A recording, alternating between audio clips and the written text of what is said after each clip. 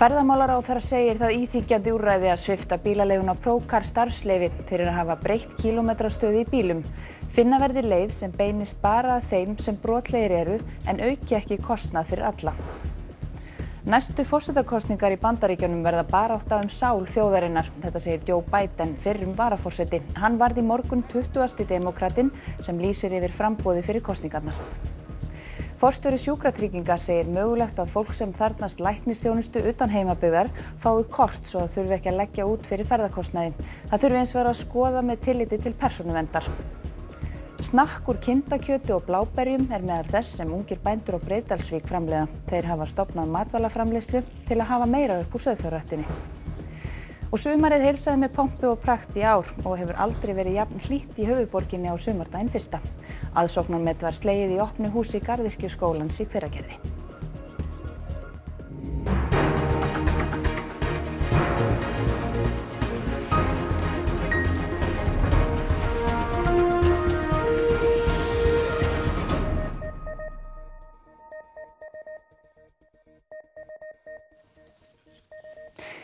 Komið sæl og gleðilegt sumar. Ferðamálaráðherra segir brýnt að koma í veg fyrir að lögbrot bílaleigunar Procar geti endurtekið sig. Þessi íþyngjandi úrræði að svipta bílaleiguna starfsleyfi. Rúmir 2 mánuður eru síðan fréttaskýringaþátturinn Kveikur upplýsti að starfsmenn bílaleigunar Procar hefðu lækkað kílómetrastöðu í 100 bílum fyrirtækisins hið minnsta. Framkvæmdastjóri FIB gagnrýnir stjórnvöld fyrir skort á viðbrögðum. Við sjáum það að Procar enn í rekstri, fyrirtæki að leigja út bíla eins og ekkert hafi gerst. Hér koma við sögu lög sem heyra undir ferðamálaráðuneytið og lög sem heyra undir samgönguráðuneytið og þá hlutverk Samgöngustofu. Og þarna er einfaldlega verið að skoða hvaða heimildir Samgöngustofa annars vegar hefur og aðrir eftir atvikum til þess að bregðast við, vegna þess að öll íþyngjandi úrræði þurfa að hafa skýra lagastoð. En það er alveg rétt, þetta er auðvitað lögbrot. Þórdís bendir á að 2 bílaleigur af 120 hafa orðið uppvísar að brotum. Finna þurfi úrræði sem snerti þær beint. Í stað þess að koma með allsherjar eftirlit á 120 bílaleigur sem eykur kostnað þeirra opinberu stofnunar sem þarf þá að einhvern veginn að fjármagna og það skila sér þá aftur út í verðlagið.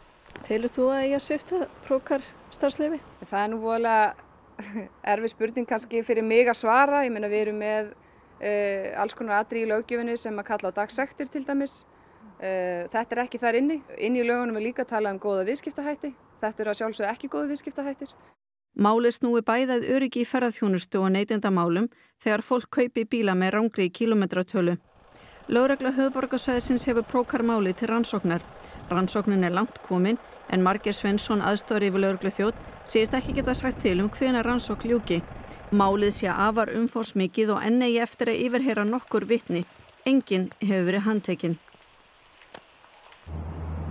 Já, þetta kílómetrasvindl hefur vakið mikla athygli og margir eflaust velti fyrir sér hvort að kílómetrastaðan á þeirra bíl sé í rauninni rétt. Breki Karlsson, hafa margir leitað til neytendasamtakan út af þessu? Já, það var fjölmargir komið til okkar, bæði félagsmenn og aðrir með grunnsemdir, fyrirspurnir og jafnvel gögn eitthvað misjafnt, en vandamálið er að það er bara svo erfitt að færa sönnur á hvort raunverulegt svindl hafi verið að ræða ekki.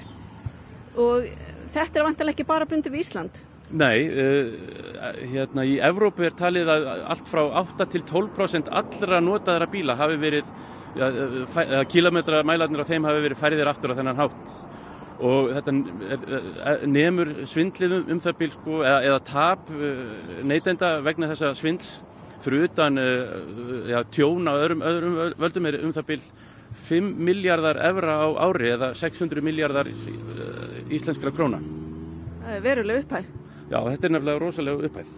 Það er jafnvel talað að sé meira kílómetrasvindlað á bílum sem eru fluttir á milli landa eða hvað? Já, bílar sem eru færðir milli landa eða seldir á milli landa, það er alltaf 40% af þeim eru færðir aftur á þennan hátt af því að talið er. Og þið hafa verið í samstarfi við önnur neytendasamtök í Evrópu?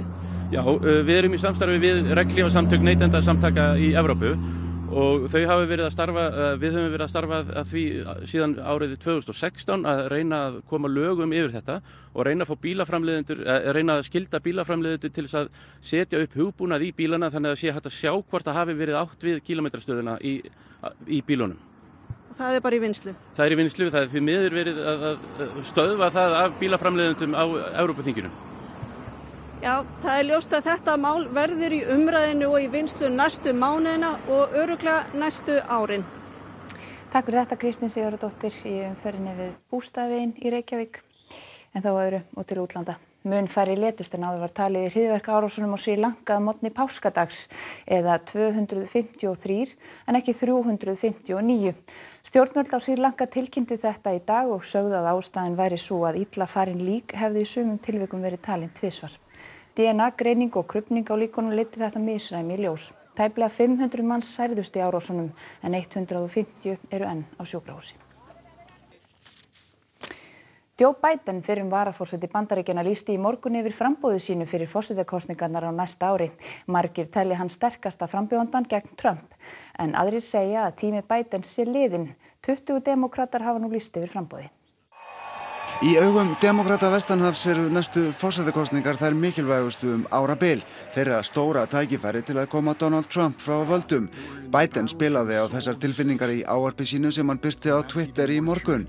Þar var lítið stefnumál en meira dramatík. I believe history will look back on 4 years of this president and all he embraces as an aberrant moment in time. But if we give Donald Trump 8 years in the White House, he will forever and fundamentally alter the character of this nation, who we are, and I cannot stand by and watch that happen. Það allt undir, sagði Biden, jafnvel lýðræðið sjálft. That's why today I'm announcing my candidacy for President of the United States. Biden 76 ára gamall, fyrrverandi öldungadeildarþingmaður og varaforseti.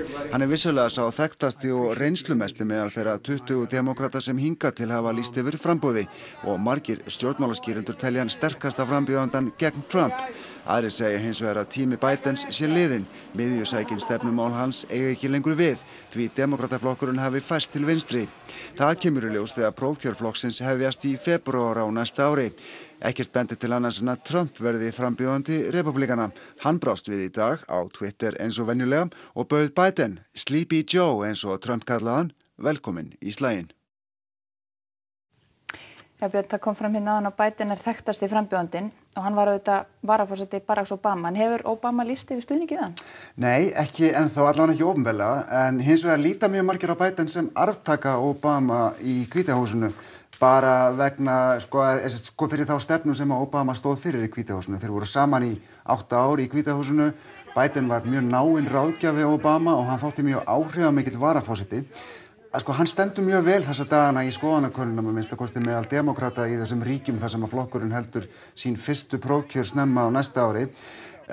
Og það vissulega margir sem að telja að hann sé svona best fær að taka slaginn við Trump þegar kosningabaráttan hefst á næsta ári svona fyrir alvöru milli repúblikana og demókrata og við skulum ekki gleyma því að demókratum mjög mikið í mun að vinna á næsta ári þannig að styrkur þess sem að tekur slaginn gæti ráðið mjög miklu það hver verður valinn. En það eru 19 aðrir frambjóðendur og þar á meðal mjög frambærilegt fólk. Algjörlega, við fullt af mjög fínu fólki, Elizabeth Warren, Kamala Harris, Kirsten Gillibrand, þetta eru mjög frambærilegar konur sem eru í öldungadeild Bandaríkjaþings. Pete Buttigieg, hann ungur samkynhneigður bæjarstjóri frá Indiana sem hefur vakið mikla athygli, ekki síst fyrir að tala 7 tungumál sem óvenjulegt meðal stjórnmálamanna vestanhafs og gleymum ekki Bernie Sanders sem var næstu því orðinn frambjóðandi demókrata árið 2016. Öll þessi getur veitt Biden mjög harða samkeppni og þau eru langflest yngri heldur en Biden. Já, hann kominn alveg svona. Hann 76 ára gamall, hann í 78 ef hann tekur við embætti árið 2021. Þessi hópur kannski aðeins meira til vinstri heldur en Biden og kannski meira í takt við það sem að yngri kjósendur demókrata vilja þessa dagana. Gleymum því ekki að Biden á sér langa sögu í pólitík, hann hefur tekið fullt af umdeildum ákvörðunum til dæmis Íraksstríðið og hann hefur verið gagnrýndur á undanförnum fyrir að láta konum líða óþægilega í náið sinni. Það engin stemning fyrir því í dag. Ekki mikil stemning í dag, en hann sterkur frambjóðandi, hann átómatískt leiðtogi núna í þessu kapphlaupi og það verður gaman að fylgjast með hvernig þetta gengur. Það spennandi. Takk fyrir komin í Myndirið, Björn. Til greina kemur að einfalda kerfið svo fólk sem þarfnast heilbrigðisþjónustu utan heimabyggðar þurfi ekki að leggja út fyrir ferðakostnaði. Það þarf hins vegar að kanna vel með tilliti til persónuverndarsjónarmiða. Þetta segir forstjóri Sjúkratrygginga. Sagt var frá því í fréttum í gær að Linda Sæberg sem glímir við brjóstakrabbamein þarf að greiða yfir 200.000 krónur í ferðakostnað þegar hún fer í lyfjameðferð til Reykjavíkur. Linda býr á Egilsstöðum og getur ekki ferðast ein heim eftir sterka lyfjagjöf og því þarf eiginmaður hennar að fara með. Og þau geta ekki skilið börnin eftir heima. Linda þarf sjálf að greiða ferðakostnað og fær far fyrir sig og mann sinn endurgreitt frá Sjúkratryggingum. Forstjóri Sjúkratrygginga segir að til greina komi að einfalda kerfið svo sjúklingar þurfi ekki að leggja út fyrir kostnaði. Já, við viljum auðvitað skoða alla möguleika sem að geta jafnað aðgengi fólks að heilbrigðisþjónustu. Það hefur komið til tals að útbúa einhvers konar kort fyrir sjúklinga sem að þurfa að ferðast og heilsu sinna vegna sem sagt og það þarf hins vegar að skoða mjög vel meðal annars út frá persónuverndar ástæðum. Linda og eiginmaður hennar þurfa einnig að greiða ferðakostnað vegna tannréttinga dóttur sinnar. Hún þarf að fara á 4 til 6 vikna fresti til Reykjavíkur til sérfræðings. Þær reglur gilda tannréttingar að Sjúkratryggingar greiða 150.000 krónur fyrir vægari tilvik og 2 ferðalög á ári. Hins vegar ef að ræða alvarlegar tannskekkjur, til dæmis vegna meðfæddra frávika, að þá allur kostnaðurinn greiddur líka við ferðirnar. Fyrirtækið Stormorka ætlar að reisa 24 vindmyllur til raforkuframleiðslu í landi Hróðnýjarstaða í Dalabyggð. Ágreiningur ríkir áformin í sveitinni. Vindorkuverið í beitilendum Hróðnýjarstaða á að framleiða 80 til 130 megavött af rafmagni og vera tengt á dreifikerfi Landsnets. Verkefnið að sögn framkvæmdastjóra Stormorku enn í undirbúningi og framkvæmdir hefjast ekki fyrr en eftir að minnstakosti 1 ár. Tímarammin í svona stóru verkefni svolítið kúluþyggjó. Við stýrum ekki tímanum. Ef ég fengi að ráða, þá ég farin upp í þetta nú þegar með skófluna og byrjar að moka, en við þurfum nú að fara eftir lögum og reglum. Sveitarstjórn í Dalabyggð hefur veitt fyrirtækinu leyfi til þess að reisa rannsóknarmöstur og byrjað að breyta aðalskipulagi til þess að verkefnið geti orðið að veruleika. Það hins vegar talsverð andstaða við áformin meðal nágranna Hróðnýjarstaða sem hafa meðal annars kvartað yfir nálægð vindorkuversins við mannabústaði. Þeim þykir jafnframt illa hafa verið staðið að kynningu verkefnisins. Hefðbundin mengun frá vindorkuverum lítil. Vindvirkjunum fylgir þó sjónmengun og einnig takmörkuð hávaðamengun. Gert ráð fyrir að sjónræn áhrif verði í allt að 40 km fjarlægð. Hljóðmengunin hins vegar minni. Upp við túrbínuna sjálfa í 100 metra hæð hávaðinn á við garðsláttuvél en minni þegar fjær dregur. Í 400 metra fjarlægð hávaðinn á við ískáp að fara í gang samkvæmt upplýsingum frá framleiðanda. Búið að fjármagna undirbúningsfasa verkefnisins en ekki framkvæmdahlutann. Annað fyrirtæki ætlar að reisa vindorkuver í Garpsdal í Reykhólahreppi og það í beinni samkeppni við Stormorku til dæmis pláss á dreifikerfi Landsnets. Rætt var að efla tengsl Rússlands og Norður Kóreu og fundu þeirra Kim Jong-un og Vladimir Putin sem lauk í morgun að íslenskum tíma. Eftir leiðtogafundinn sagðist Putin ætla að koma sjónarmiðum Norður Kóreumanna varðandi afvopnun á framfæri við Bandaríkjastjórn. Viðræður kjarnorkuvopn síðast á fundi Donald Trump Bandaríkjaforseta og Kims í febrúar hafa enn ekki borið árangur. Þetta var í fyrsta sinn sem núverandi leiðtogar Norður Kóreu og Rússlands hittast. Ungir bændur hafa stofnað matvælavinnslu á Breiðdalsvík þar sem meðal annars framleitt snakk úr kindakjöti og bláberjum. Markmiðið að hafa meira upp úr sauðfjárræktinni en mikið kostar að flytja vörur á markað í Reykjavík. Þegar uppbyggingarsjóður Austurlands úthlutaði styrkjum nýverið var áberandi hve mikill áhugi á nýsköpun í matvælavinnslu. Eitt þeirra fyrirtækja sem fengu styrk Breiðdalsbiti. Þegar við litum inn í iðnaðareldhúsið í gamla frystihúsinu á Breiðdalsvík stóð yfir kæfugerð, en kæfa og kindabollur helsta söluvaran. Með því að senda 20 krukkur í búð til Reykjavíkur, þá fara 7 krukkur bara í þann flutningskostnað. Þannig að við erum töluvert að borga með vörunum okkar sem við sendum til Reykjavíkur. Þá reynum við að selja hérna á heimamarkaði og bara hérna í næsta hús eins og kaupfélagið hérna á Breiðdalsvík. bara í næri umhverfið. Til að komast hjá flutningskostnaði selur Breiðdalsbiti í gegnum Rekó Austurland þar sem boðaðir eru afhendingar viðburðir á Facebook. Ýmsar nýjungar að finna í eldhúsinu og harðfiskurinn má fara að vara sig því þurrkað ærkjöt komið á markað, kryddað með bláberjum. Og fleira í bígerð.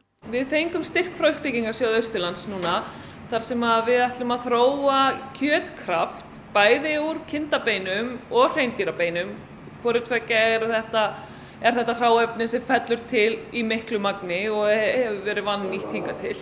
Við ætlum okkur að koma þessu upp í það mikla framleiðslu að við getum þá verið með 4 stöðugildi hérna í þessari vinnslu ásamt því að bændur hérna á svæðinu geta komið hérna inn og fullunnið sínar afurðir af sínum búum og aukið þannig hagnaðinn af sínum búskap. Hóteleigendur á Suðurlandi segja lítið afbókanir í kjölfar gjaldþrots WOW air og búast ekki við miklum samdrætti í ferðaþjónustu frá því síðasta sumar. Flestir eru sammála að gjaldþrot WOW air högg fyrir ferðaþjónustuna en ekki eru allir sammála hversu mikil áhrifin verða. Á Suðurlandi hefur verið mikil hóteluppbygging á síðustu árum.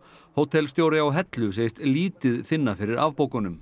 Það sáralítið og við höfum farið bara í árið í fyrra og borið saman og það svona svipaðar afbókunum voru þá og svipað sem kemur á móti. Þannig að þetta í balans ennþá og sem getur vel haldið balansin út árið. Við sjáum það ekki fyrir kemur nær júlí og ágúst hvort verður breyting og ég var búinn að spá að þetta gæti orðið alltaf 15% minnkun en það margt sem bendir þess að sú ástandist ekki og þetta verði miklu minni afbókun en heldur en ég hafði talið. Gjaldþrot WOW air hefur engin áhrif á stækkunar áform Hótel Strakta, segir Hreiðar. Með nýjustu stækkun verða 160 herbergi á hótelinu en stefnan sett á 400 herbergi á næstu árum. Óvissan lúti þó meðal annars að því hvernig gengur að fylla skarð WOW air og þar skiptir miklu máli að nýtt flugfélag taki til starfa hér á landi. Óvissan verður náttúrulega alltaf á meðan við höfum ekki gjaldmiðil sem við vitum hvað á morgun og hvað hinn daginn. Á Hellishólum í Fljótshlíð rekur Víðir Jóhannsson hótel, gistiheimili og sumarhúsalegum. Hann segir útlitið ágætt og það stefni í svipað sumar og í fyrra. Ég bara nokkuð bjartsýnn. Auðvitað hafa komið nokkra afbókanir en ég ætla ekki tengja það við WOW air.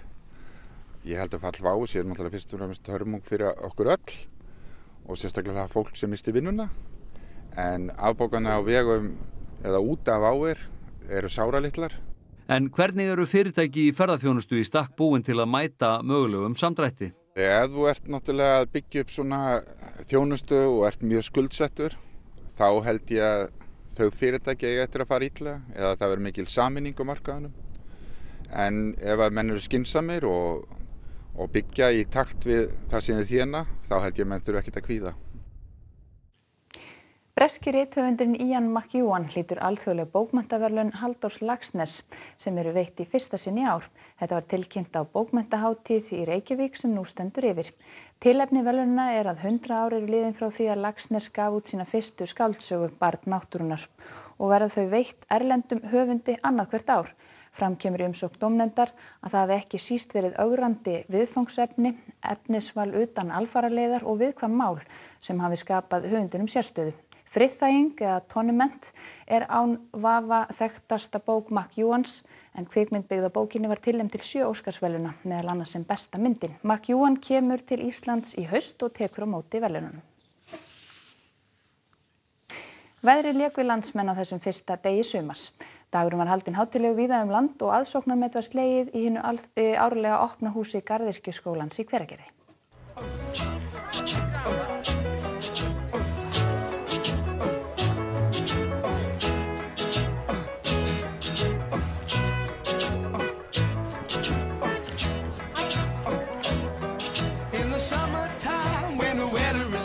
Gleðin var við völd í Fossvoginum þar sem að knattspyrnufólk úr Víkingi grillaði pylsur í gríð og erg ofan í svanga maga.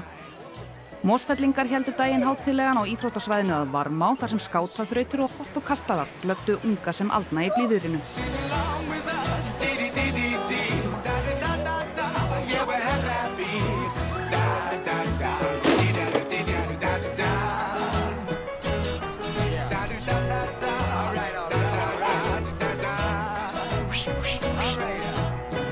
Garðyrkjuskóli ríkisins fagnar 80 ára afmæli sínu þessar mundir. Venju samkvæmt var opið hús á Reykjum á sumardaginn 1. og var fjöldamett slegið í aðsókn. Gestir gæddu sér á ketilkaffi, alls kyns landbúnaðarafurðum, skoðuðu hitabeltisplöntur og nutu veðurblíðunnar. Forsetahjónin Guðni T.H. Jóhannesson og Eliza Reid mættu svo á svæðið með dóttur sinni og komust færri að en vildu inn í gróðurskálanum til þess að hlýða á setningaræðu forsetans. Guðni hafði að orði við Guðríði Helgadóttur, sviðsstjóra Garðyrkjuskólans, að fjöldinn sýndi að skólinn væri einfaldlega fórnarlamb eigin velgengni. Og á Akureyri var veðrið ekki síðra. Andrésar andarleikarnir hófust í Hlíðarfjalli og lögðu bæjarbúar margir leið sína þangað, bæði til að taka þátt og fylgjast með skíðasnillingum framtíðarinnar. Og þó að sólin hafi gert sitt besta, náði hún ekki að bræða snjóinn, þeim 1000 börnum á aldrinum 4 til 14 ára sem taka þátt í leikunum, eflaust til mikillar gleði.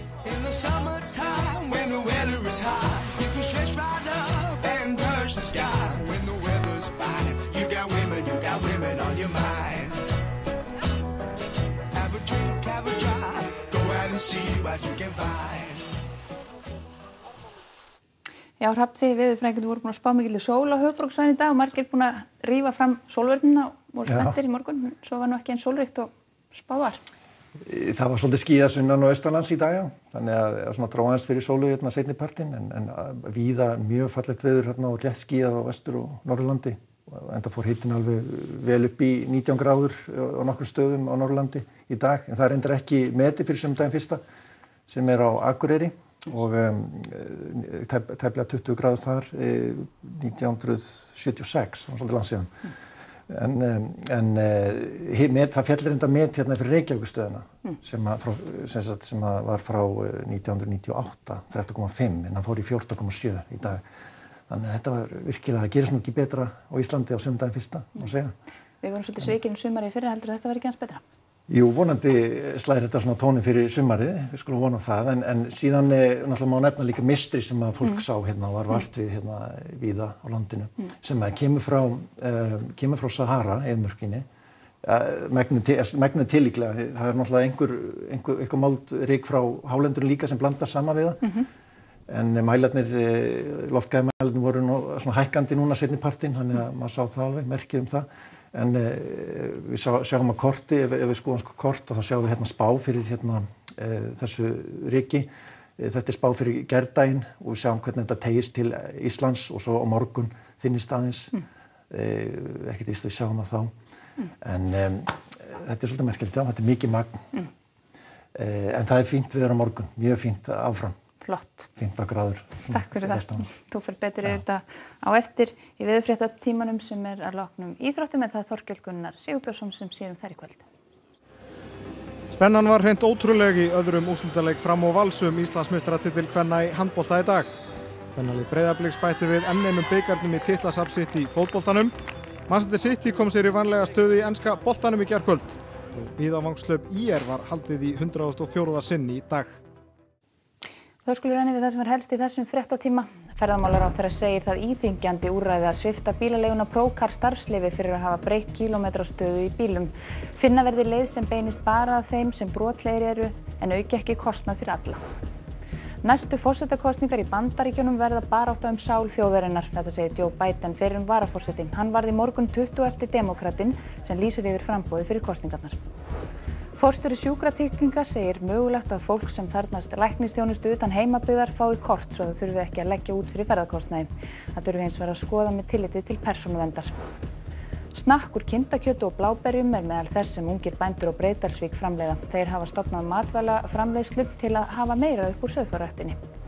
Og sumarið heilsaði með pompi og prakt í ár og hefur aldrei verið jafn hlýtt í höfuðborginni á sumardaginn 1. Aðsóknarmet var slegið í opnu húsi Garðyrkjuskólans í Hveragerði. Og þá er þessu fréttatíma lokið og næstu fréttir eru lesnar í útvarpinu klukkan 10 í kvöld og vefurinn ruv.is er uppfærður allan sólarhringinn. Hafið það gott og verið sæl.